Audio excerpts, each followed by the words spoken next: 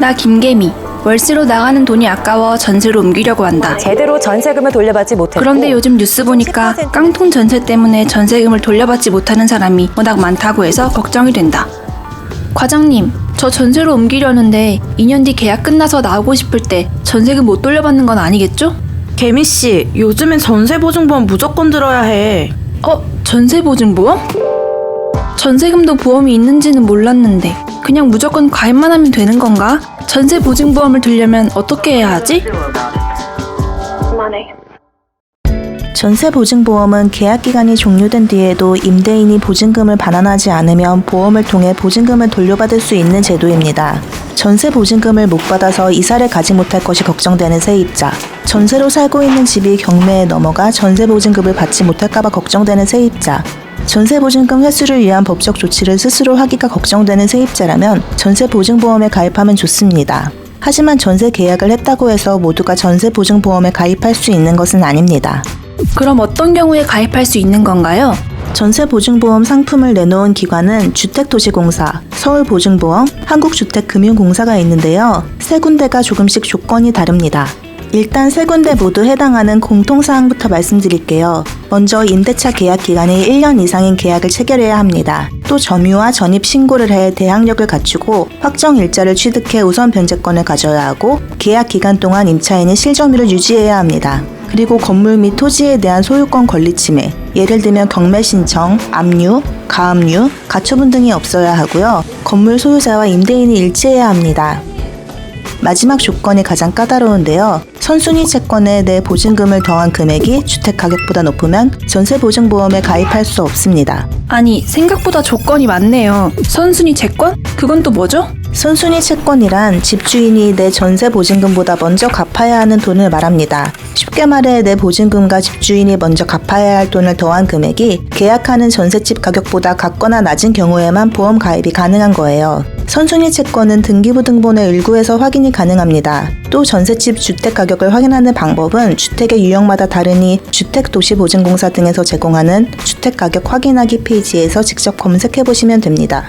아, 이것도 보험이니까 돈을 떼일 염려가 덜한 집에 들어가는 사람만 가입할 수 있는 거군요. 그럼 세 기관의 전세보증보험 상품은 각각 어떻게 다른가요? 일단 전세보증보험을 신청할 수 있는 기간이 다릅니다. 기본적으로 1년 이상의 계약이어야 하는 건 앞에 설명드렸죠?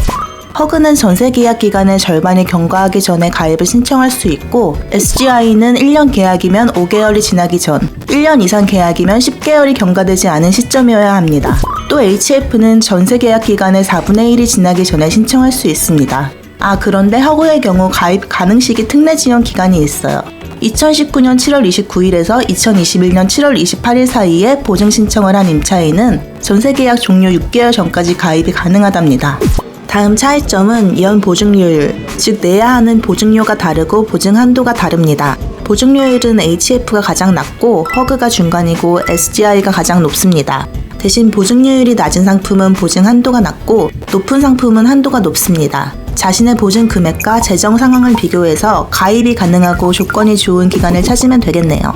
가입할 수 있는 대상도 조금씩 다른데요. 기본적으로 아파트, 다세대, 단독, 다가구, 주거용 오피스텔은 모두 가능하지만 SGI는 여기에 도시형 생활주택이 추가되고요. 허그는 노인복지주택, HF는 도시형 생활주택과 노인복지주택이 모두 가입 대상입니다.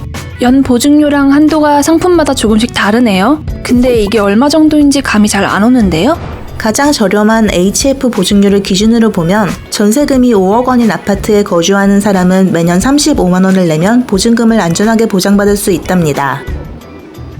적은 돈은 아닌데 좀 아깝네요. 꼭 매년 수십만 원에서 수백만 원을 내고 전세보증보험을 들어야 할까요? 물론 가입 여부는 어디까지나 개인의 선택입니다. 하지만 허그 자료를 보면 2016년 공사가 보험으로 보증료를 대위 변제해준 건수는 23건에 불과했습니다. 하지만 2018년엔 285건으로 늘어났고 2020년에는 무려 2283건이나 대위 변제를 해줘야 했습니다. 5년 사이 169배가 증가한 것이지요.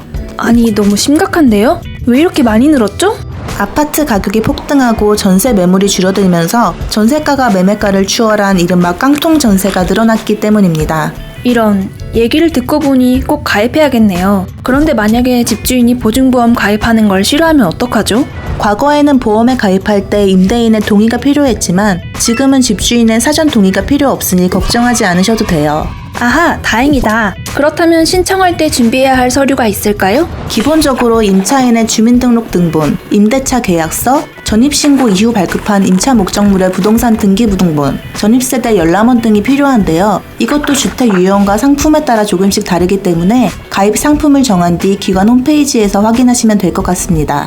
그렇군요. 계약하기 전에 제가 들어갈 집이 전세보증보험 가입이 가능한지 반드시 알아봐야겠네요. 맞아요. 계약 이후에도 보험 가입은 가능하지만 알고 보니 조건이 맞지 않을 수도 있으니까요. 그리고 또 중요한 점 하나가 더 있는데요. 조건이 맞아서 가입을 했다고 해서 무조건 안심하면 안 됩니다. 만약 중간에 집주인이 바뀌고 계약 조건이 달라지면 반드시 보증기관에 통지해야 합니다. 조건에 따라 한 계약이니까 조건이 바뀌면 보증기관에서 재심사를 하게 될 수도 있으니까요. 현재 우리나라 전세 임차인의 82.4%가 전세금 반환 보증보험에 가입하지 않았다고 해요. 제도 존재 자체를 모르거나 조건이 되지 않거나 보증료가 아깝다고 생각하거나 과거 깡통전세 대란이 발생하기 전에 전세 계약을 할 필요성을 못 느꼈기 때문이라고 하네요. 세상에, 피 같은 돈을 못 돌려받으면 얼마나 슬플까요? 애초에 전세금을 못 돌려줄 만한 임대인을 만나지 않는 게 최선 아닐까요? 물론 그러면 가장 좋지만 아무리 조심을 하고 잘 알아봐도 전세금을 돌려받지 못하는 일은 누구에게나 생길 수 있습니다.